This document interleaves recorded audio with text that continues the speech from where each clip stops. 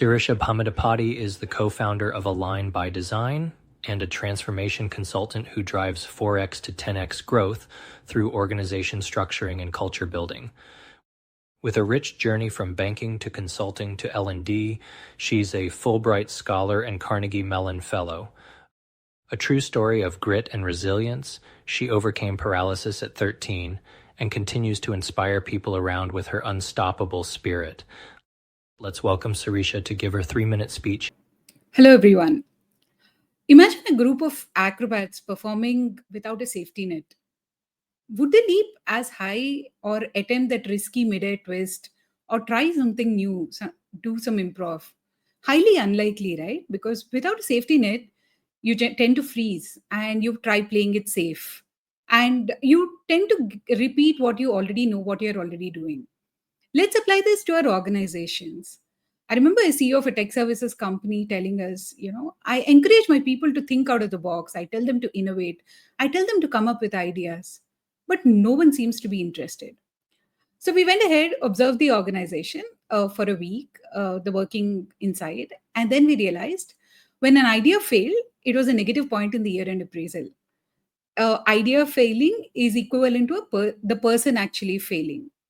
There were no conversations about failed ideas. There was absolutely no retrospection happening. Clarity was celebrated in meetings, and ambiguity was generally treated being inefficient. Now you can imagine, right? If people are afraid to fail or they know there are some consequences, they'll never try doing anything bold.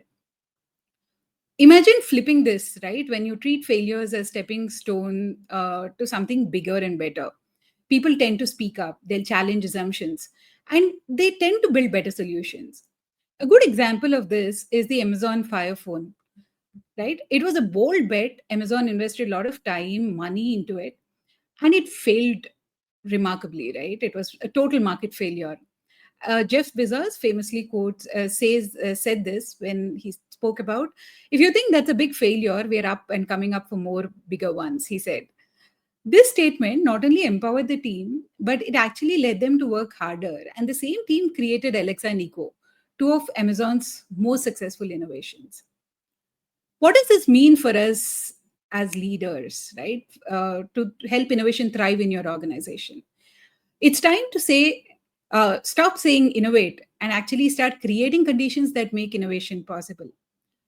Like Steve, Ram, Vijay, all of them spoke about it in different contexts. Create that psychological safety. Make it safe for people to speak up, question, disagree, and try new things.